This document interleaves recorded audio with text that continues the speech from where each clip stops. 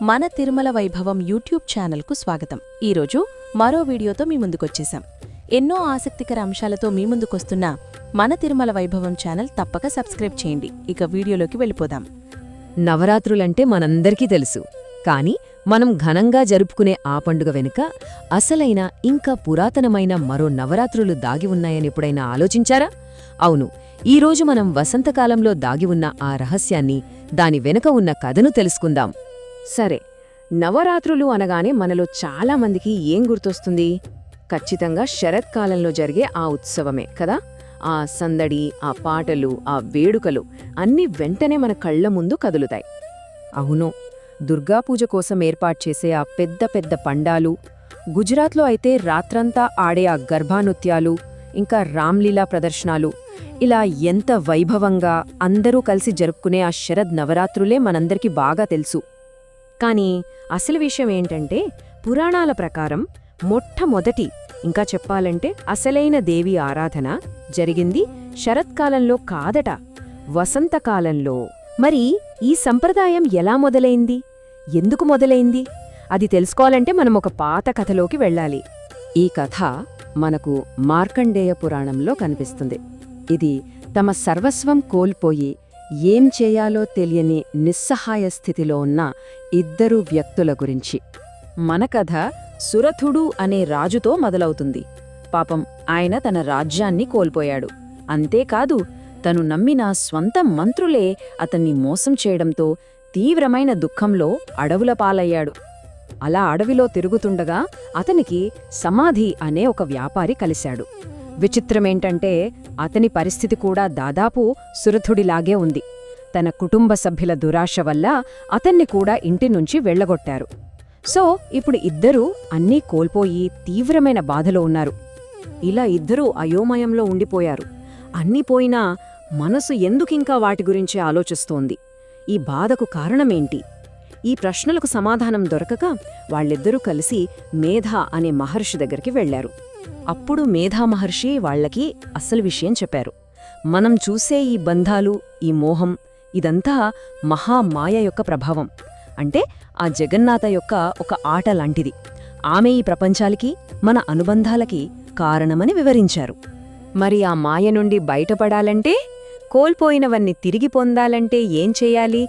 దానికి ఆ ఋషి ఒకే ఒక్క మార్గం చెప్పారు: వసంతకాలంలో ఆ జగన్మాతను పూజించడం. అలా పురాణాల ప్రకారం మొట్టమొదటి వసంత నవరాత్రుల పూజ మొదలైంది. చూసారా, మన ఆచారాల వెనక ఇంత పెద్ద కథ ఉందో. సరే, ఆ పురాణ కథ నుంచి మన ఆచారాలు పుట్టాయి అన్నాం కదా. మరి ఆచారాలేంటి? ఈ పండుగను ఈ రోజుల్లో ఎలా జరుపుకుంటున్నారో ఇప్పుడు చూద్దాం. ఈ పండుగకున్న అతిపెద్ద ప్రత్యేకత ఏంటంటే, చాలా హిందూ క్యాలెండర్ల ప్రకారం ఇదే మన కొత్త సంవత్సరం. అంటే కొత్త ఆశలకు, కొత్త జీవితానికి ఇది ఒక శుభారంభమన్నమాట. అందుకే కదా ఈ నవరాత్రుల మొదటి రోజునే మనం పల రకాలుగా జరుపుకుంటాం. మహారాష్ట్రలో గుడి పడ్వా అంటారు, మన ఆంధ్రప్రదేశ్, కర్ణాటకలో అయితే ఉగాది, ఇంకా కాశ్మీర్లో నవ్రేహ్ అంటారు. చూడండి, పేర్లు వేరైనా అందరి భావం ఒకటే: కొత్త సంవత్సరం, కొత్త ఆరంభం. ఈ పండగలో ఒక ముఖ్యమైన ఆచారం ఉంది. అదే ఘటస్థాపన. అంటే ఒక పవిత్రమైన కలశంలోకి అమ్మవారిని ఆవాహన చేస్తారు. దాని కింద మట్టిలో బార్లీ గింజలు నాటుతారు.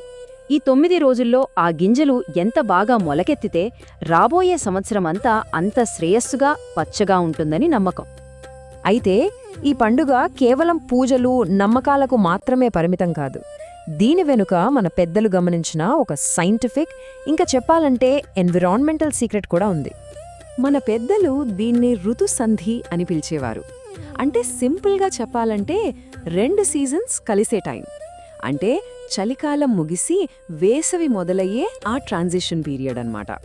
ఈ టైంలో మన బాడీ, మన మైండ్ చాలా మార్పులకు లోనవుతాయి. అందుకే చూడండి, ఈ సమయంలో మనం చేసే ఉపవాసాలు, తీసుకునే సాత్విక ఆహారం, ఇవన్నీ ఒక రకంగా మన బాడీకి ఒక పర్ఫెక్ట్ సీజనల్ డీటాక్స్లా పనిచేస్తాయి. మన డైజెస్టివ్ సిస్టమ్ను క్లీన్ చేసి రాబోయే వేసవికి మన శరీరాన్ని రెడీ చేస్తాయి. అంటే మనం ప్రకృతితో సింక్ అవుతున్నామన్నమాట. ఎంత అద్భుతంగా ఆలోచించారు కదా మన వాళ్ళు. మరి ఈ వసంత నవరాత్రులు మనకు బాగా తెలిసిన శరద్ నవరాత్రులకి ఎలా డిఫరెంట్? రెండూ అమ్మవారి పూజలే కదా అనుకోవచ్చు.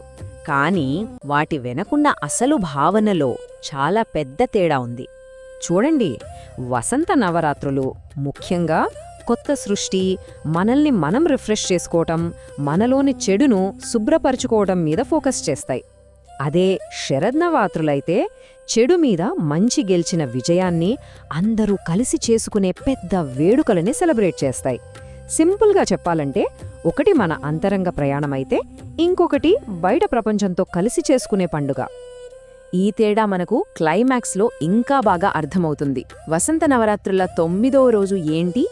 విజయదశమి కాదు, శ్రీరామనవమి. అంటే ఈ పండుగ ఒక యుద్ధం యొక్క ముగింపుతో కాదు, ధర్మాన్ని నిలబెట్టడానికి ఒక అవతారం పుట్టడంతో ముగుస్తుంది. ఇది ఒక కొత్త ఆశ, ఒక కొత్త ఆరంభం. సో చివరిగా చెప్పాలంటే, శరన్నవరాత్రులు బయట ఉన్న చెడు మీద గెలిచిన విజయాన్ని గుర్తుచేస్తే, వసంత నవరాత్రులు మన లోపల ఉన్న చెడుని, మన అజ్ఞానాన్ని తొలగించుకుని మన జీవితాన్ని కొత్తగా ఫ్రెష్గా స్టార్ట్ చేయమని చెప్తాయి. ఒకటి బయటి విజయం, ఇంకొకటి అంతర్గత విజయం. ఇదంతా విన్నాక ఒక ప్రశ్న వస్తోంది కదా, ఇంత ఫాస్ట్ లైఫ్లో, మన ఆధునిక ప్రపంచంలో ఇలా ప్రకృతితో కనెక్ట్ అవ్వడం, మన శరీరాన్ని, మనసుని రీసెట్ చేసుకోవడం, ఇలాంటి పాతకాలపు జ్ఞానం మనకిప్పుడు ఇంకా ఎక్కువ అవసరమేమో, ఏమంటారు? చూశారు కదా, ఒక మంచి వీడియో. ఇలాంటి మరిన్ని మంచి వీడియోల కోసం మన తిరుమల వైభవం ఛానల్ తప్పక సబ్స్క్రైబ్ చేయండి. మరియు ఈ వీడియో కూడా లైక్ మరియు షేర్ చేయండి. అన్నట్టు క్రింద డిస్క్రిప్షన్లో ఉన్న మన వాట్సాప్ ఛానల్ తప్పక ఫాలో అవ్వండి. అక్కడ మరిన్ని ఆసక్తికర విషయాలు తెలుసుకోవచ్చు.